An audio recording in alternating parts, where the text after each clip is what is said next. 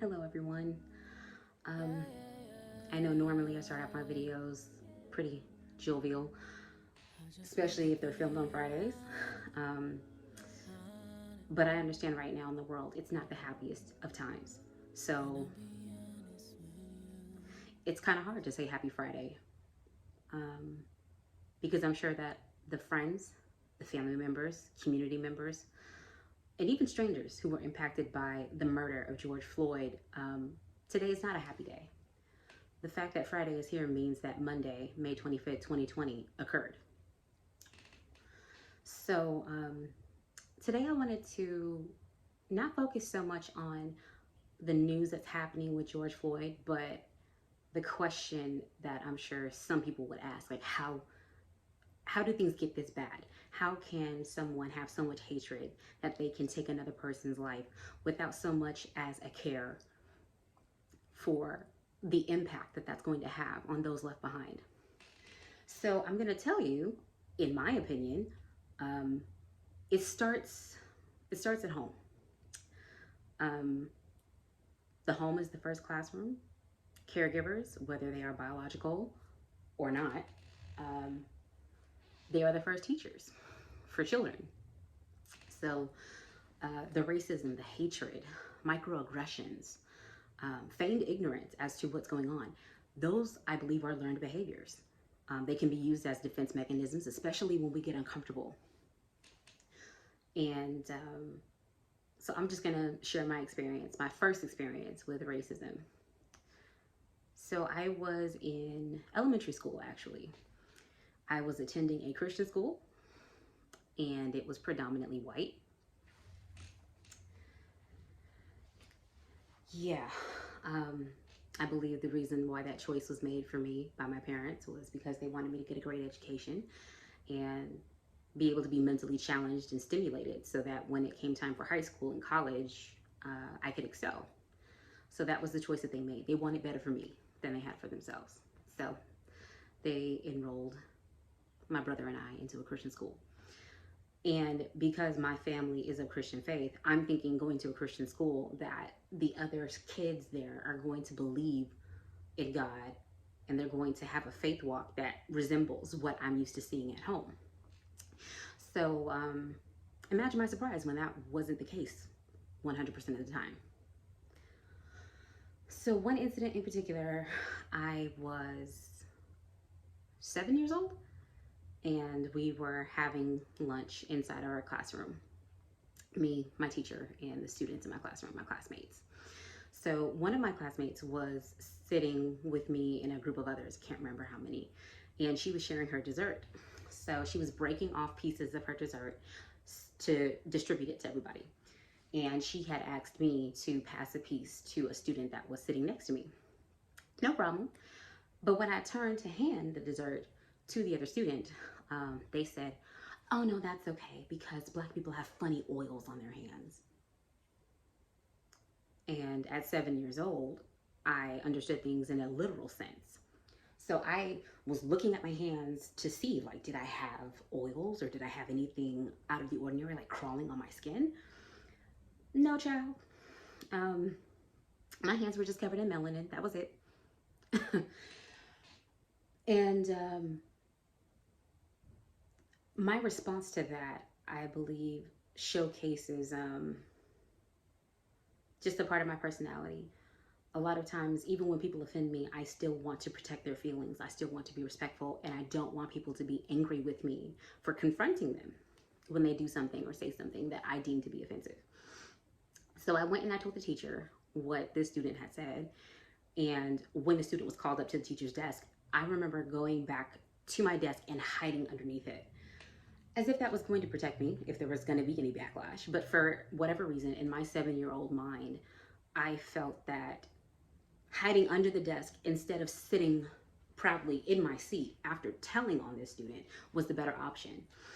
I felt that it was better for me to be on this person's good side than to potentially offend them and then have to suffer backlash, whether it be social isolation, to be treated differently in a negative sense because this person was angry that I confronted them about something they said, which was racist and offensive. I didn't want that to be the case. So, yeah, even into, teenage years and adulthood, when reading through, um, whether it be articles or books regarding Black history, regarding racism, regarding oppression, I remember having a really hard time accepting that reality because, well, it didn't happen to me, or so I thought. For whatever reason, that memory never really resonated with me or came back up when I would read those articles or read those books until maybe my 20s. But I think the reason why I buried it for so long is because I did not want to believe that the kids I went to school with, the kids that I, shared food with, the kids that, we had chapel, little mini church services with during the week, that I had chapel with, recited and, quoted Bible verses with, went on field trips with. I didn't want to believe that either they or someone in their family could hate someone like me simply because of the way that I look, to the point that their hate could culminate in a blind rage that could lead to murder. The way that hate culminated into a blind rage, or just this really scary carelessness when it comes to the regards of life that led to George Floyd being murdered. But I do believe that it starts at home. That student who made the comment about Black people having funny oils on their hands, that student learned that from somewhere. That student didn't wake up that day and just said, I'm gonna tell a Black child today that they have funny oils on their hands. No, that was a concept that had to have been taught. That was a concept that they had heard before in order to know to regurgitate it in that exact specific scenario. So, yeah, just like hatred can be taught in the home, compassion, curiosity, respect. If you don't have anything nice to say, don't say anything at all. All of that can be taught at home as well. And I guess I just want to encourage the Black community. You do not have to be the expert witness of your pain after senseless tragedies like this. It's hard to maintain status quo. It is hard to, protect your own peace and protect your mental and your emotional health without having to explain to other people who don't understand why you're enraged, why you feel that way. So I'm hoping that in sharing this, one day when my daughter grows up and she's no longer ignorant to the fact that racism exists, because, unfortunately she's going to encounter it, whether it's a direct interaction or an indirect one. I want her to know that she doesn't have to steep herself in confusion. I want her to know that she can talk to me, she can talk to her father, she can talk to her grandparents, she can talk to a teacher, she can talk to a counselor, she can talk to someone, anyone. I want her to feel safe enough to do so. I want her to feel safe to be vulnerable and express, like, hey, I heard XYZ and I don't know what that means, and I don't know why it makes me feel the way that I do. Instead of her sitting with it, internalizing it, stuffing it, and not really knowing what to do with those feelings that come up after experiencing, whether it be a microaggression or, a racial slur or what have you. So I'm hoping that in being her first teacher, I can teach her that it is okay to not be okay. It is okay to feel confused. It is okay to feel enraged when you see people are being mistreated, especially people that look like you. And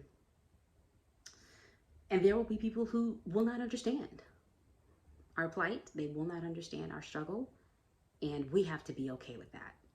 We have to keep pressing forward. We have to keep having these conversations with our families.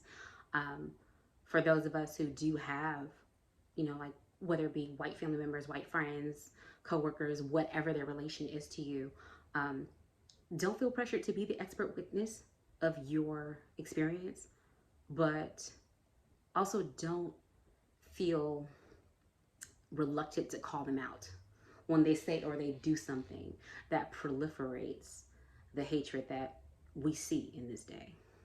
So, yes, definitely not the easiest topic to discuss, hence all the pauses. But it's necessary. It's so needed. People are hurting. People are confused. People are angry. And every person is going to be impacted by death in some shape or form, some relationship or another on this earth. And we all process death, grief, and loss differently. My hope is that we can be more intentional about caring for each other and prioritizing mental health during times like these. So instead of brushing things under the rug, instead of internalizing our feelings, instead of, believing that there is no safe space for us, let's create those spaces for ourselves and for others. Let's have these conversations. Let's care for each other. Let's love on one another.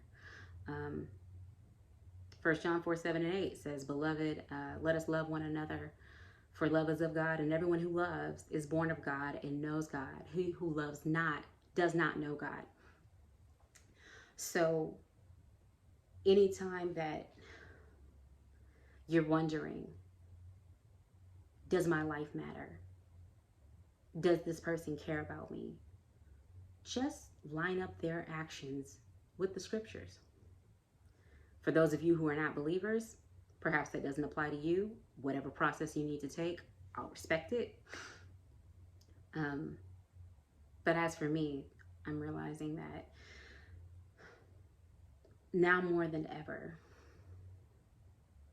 my relationship with Christ, my faith, getting into God's word is so important, because this world, it is hurting, and we know that hurt people hurt people. So thank you for listening. If you have any questions, feedback for me, feel free to leave it in the comments. Enjoy your weekend, stay safe, and know that I'll be praying for everyone. Too much when you had enough.